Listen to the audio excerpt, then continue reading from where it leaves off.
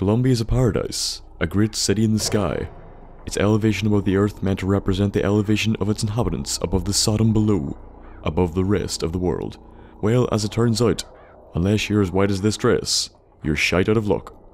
Racism is rampant in Colombia, as the people within see it as their literal fucking divine right to rule over the inferior races, mainly Asians, Native Americans, Mexicans, black people, and anyone who is not a white Christian. However, within Colombia, just taking their rights away was not enough, no sir. They needed a Ku Klux Klan based enforcement group to keep them in line. Because why the fuck not? This group of insecure, racist, cunt-like enforcers is called the Fraternal Order of the Raven, and their life's mission is maintaining the racial purity of Colombia.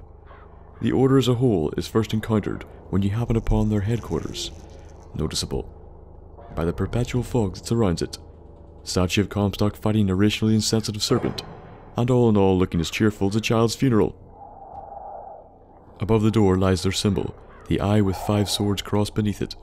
No, they aren't the fucking Illuminati. Their motto is Audemus Patria Nostra Defendiere, which is meant to translate to We dare to defend our homeland, which is apparently a grammatical error, and actually translates as O our country, we dare to defend. Inside, the first thing you will notice is the bird shit covered statue of John Wilkes Booth. The second thing will be all the ravens flapping about the place. Well, the ravens is in the name. John Wilkes Booth requires a bit more digging. He is famed and credited for the assassination of Abraham Lincoln, the man who freed the slaves. Why they worship him becomes more evident when you take into account that what Abraham Lincoln stood for, which was freeing the slaves, goes in direct opposition to their beliefs. As a result, they worship Booth with almost saint-like reverence, and depict him as such in paintings located around the building. Paintings which also depict Abraham Lincoln as a demon or a devil. 2 voxophones can be found on him, all voiced by Comstock, who refer to him as both the Great Emancipator and the Great Apostate. The first details how he brought nothing but war with him. Angel Colombia gave unto the founders the tools to build a new Eden. They did so without hesitation. For 85 years they prepared the way of the Lord. But when the great apostate came, he brought war with him, and the fields of Eden were soaked with the blood of brothers.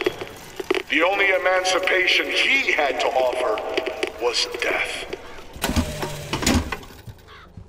The second, how, in freeing the Negro, he robbed them of a better life.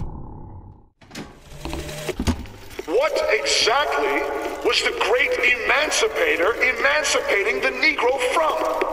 From his daily bread, from the nobility of honest work, from wealthy patrons who sponsored them from cradle to grave, from clothing and shelter. And what have they done with their freedom? Why, go to Victon and you shall find out. No animal is born free, except the white man. And it is our burden to care for the rest of creation. The members of the Order worship Lady Comstock. The symbols that they hold dear and that define them are the sword, the raven, and the coffin. The people that wield these symbols are the most elite members of the Order, though you most likely know them better as crows, the teleporting, cutlass-wielding bastards that you will encounter at multiple points throughout the game. More interesting, however, is why they chose to hold Lady Comstock as a symbol of the Order alongside John Wilkes Booth. Well, here's my take on it. Comstock has always been a racist inbred, so it makes sense that he would attract other equally racist and inbred individuals. His idea of a utopia where the white man reigns supreme. If you look at the dress of the members of the Order, it would seem that their uniform is based off the actual KKK. But what if this was not the case? What if the Order of the Raven was based off of the KKK equivalent in the BioShock universe? If this is the case, then these individuals, already part of a large organization, see Colombia as a realization of their dream. And the final stage of this dream? The wee lamb, the seed of the prophet. Lady Comstock would be seen as the catalyst to this dream. Therefore, they felt like it was their duty to protect not only the white race, but the future of the white utopia, Lady Comstock. However, she was killed. They were told it was Daisy Fitzroy, a black individual, someone who they were meant to protect the people of Colombia from. So having failed their duty, the Order could only fall back on its original purpose, killing all the non-whites. The last piece of evidence comes from the voxophone of the first zealot. Sweet Mother of Colombia, why do we worship 3 symbols in your memory?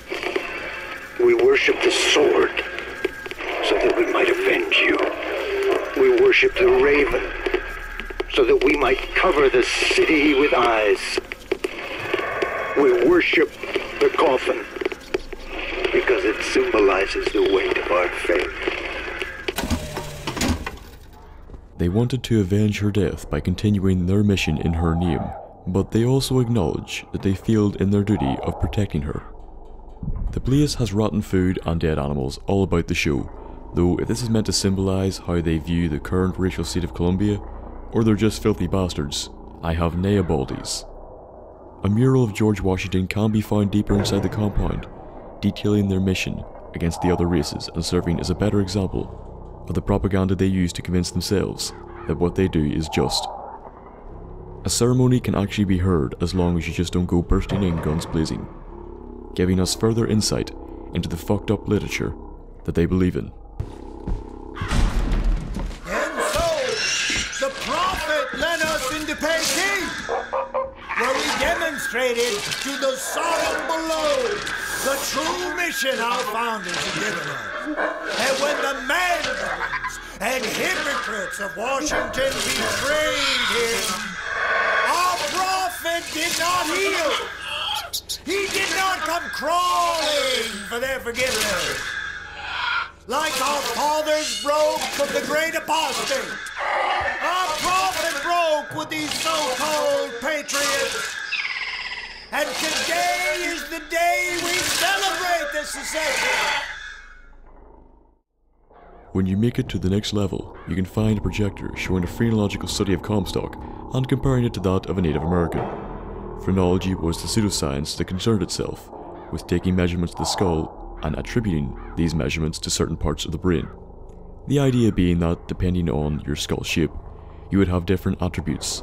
With this particular image reel, the idea was to show Comstock to be seen as perfect and compare his mind with that of a Native American, a species viewed as inferior to white people.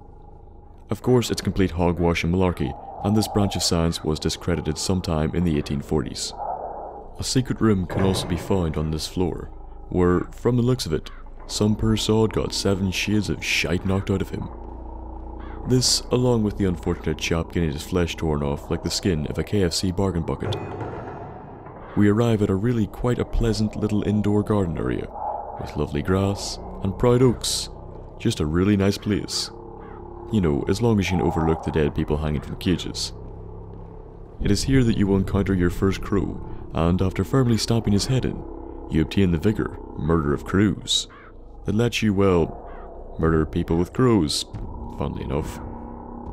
Not long after, you emerge back into the sunshine, free of the racism and smell of raven shite. One last little tidbit I want to bring up is that if you speed up the ambient music in the area immensely at different speeds, you can make out a man and a woman singing. Now, as I did not have the time to record several hours of footage, I will instead link to another individual's video on this very topic. Now, apparently it says, "Time's failing, can't catch up, in 2 years time will catch up to us." But what it exactly says is unknown.